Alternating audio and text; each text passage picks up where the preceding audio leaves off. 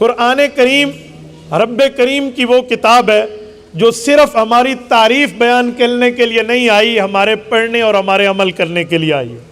آج مسئلہ یہ ہے، ہم قرآن کے فضائل، قرآن سے دلائل، مناقب تو بتاتے ہیں، لیکن ذاتی طور پہ ہم قرآن کریم کی تلاوت کے اس وقت بالکل حقدار بنے ہوئے ہوتے ہیں کہ ہمیں تلاوت کرنی چاہیے پر ہم نہیں کر رہے ہوتے۔ آؤ سنو، میں اس پر ایک جملہ کہتا ہوں۔ قرآن کریم میں رسالت مآب کے مقاصد میں ایک مقصد یہ بیان کیا، آمد مصطفیٰ کے مقاصد میں، کہ یتلو علیہم آیاتی ہی، رسول اللہ صلی اللہ علیہ وسلم خود بھی تلاوت فرمائیں اور رسول اللہ صلی اللہ علیہ وسلم امت کو تلاوت سنائیں۔ اب سوال اٹھتا ہے کہ تلاوت کرنی ہے، کیا ترجمہ آنا تلاوت کے لیے ضروری ہے یا ایسے ہی کرے ثواب ہوگا؟ تو ترجمے کے لیے الگ آیت ہے، وَيُعَلِّمُهُمُ الْكِتَابَ وَالْحِكْمَةَ۔ لیکن اگر عالم نہ ہو بندہ، ترجمہ نہ ہوتا ہو، خالی قرآن کریم کی تلاوت کرے تب بھی ثواب سے خالی نہیں۔ اور یتلو علیہم آیاتی میں ایک جملہ سمجھ آتا ہے، وہ کیا فرمایا؟ رسول اللہ صلی اللہ علیہ وسلم تلاوت کریں گے۔ اب جب ہم حضور پاک کی اتباع میں قرآن کی تلاوت شروع کریں گے تو کئی فوائد ہیں۔ ہماری ذات کا فائدہ بھی ہے، جس مکان میں ہم پڑھ رہے ہیں، جس جگہ پڑھ رہے ہیں اس کا فائدہ بھی ہے۔ آپ کہیں گے کیسے؟ اپنی ذات کا فائدہ حدیث پاک میں امام بیہقی رحمہ اللہ نے شعب الایمان میں یہ روایت نقل کی ہے، حضرت عبداللہ ابن عمر رضی اللہ عنہما کے واسطے سے نقل کی ہے۔ فرمایا ان هذه القلوب تصدع كما يصدع الحديد، فرمایا دلوں کو زنگ لگ جاتا ہے جیسے لوہے کو زنگ لگ جاتا ہے۔ رسول اللہ سے صحابہ کرام نے پوچھا فما جلاؤها یا رسول اللہ، اس زنگ اتارنے کی ترتیب کیا ہوگی؟ فرمایا تلاوت القرآن، قرآن کریم پڑھو گے تمہارے دلوں کا زنگ اتر جائے۔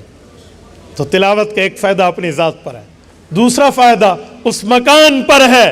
مکان کے فائدے کا معنی رسالت مآب علیہ السلام کی حدیث مسند احمد میں امام احمد ابن حنبل الشیبانی المتوفى 241 ہجری رحمہ اللہ لائے ہیں، حضرت رسول اللہ صلی اللہ علیہ وسلم کی روایت حضرت ابن مسعود کے واسطے سے کہ اللہ کے رسول نے فرمایا جب تم قرآن کریم میں رب کریم کا ذکر پڑھتے ہو، یعنی اللہ کی طرف سے آیات جو نازل ہیں ان کو پڑھتے ہو، تمہارے اوپر سکینہ نازل ہوتی ہے اور فرشتے تہ بتہ اترتے ہیں حتیٰ کہ آسمان تک ان کی قطاریں پہنچ جاتی ہیں۔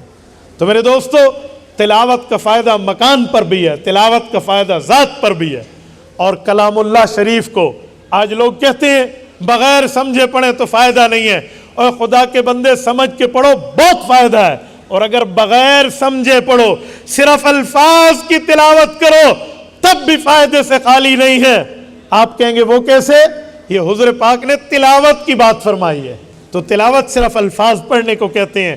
آج کل کچھ لبرلز لوگ حضرت یہ اعتراض کرتے ہیں کہ لفظ پڑھنے سے کیا فائدہ ہوگا، پہلے مطلب سمجھ لو، اور اس پر مثالیں دیتے ہیں، جیسے جراج پوری نے مثال دی ہے، غلام احمد پرویز نے مثال دی ہے۔ یہ جو منکرین حدیث ہیں وہ کہتے ہیں تمہیں کوئی دوست خط لکھے اور تم روزانہ اس خط کو پڑھتے رہو، عمل نہ کرو، تمہیں کوئی فائدہ ہوگا؟ لوگ کہتے ہیں نہیں یار، دوست کا خط آیا اس کو پڑھیں گے، عمل کریں گے تو فائدہ ہوگا۔ کہا تمہیں اللہ نے بھی خط لکھ کے قرآن دے دیا، اب خالی لفظ تم پڑھ رہے ہو اور اس کا مطلب نہیں سمجھتے، تمہیں کوئی فائدہ نہیں ہونا۔ اور اللہ کے بندے، یہ کوئی عام ناول ہوتی، کوئی ڈائجسٹ ہوتی، کوئی عمران سیریز کی بکس ہوتی تو کہتا اس پہ عمل کرو تب فائدہ، خالی پڑھنے سے نہیں ہے۔ یہ وہ کتاب ہے جس کو رسول اللہ نے فرمایا صرف تلاوت کرو گے تب بھی تمہارے دل کا زنگ اترے گا۔ تو میرے دوستو، اسے خود بھی تلاوت کا معمول بنائیں۔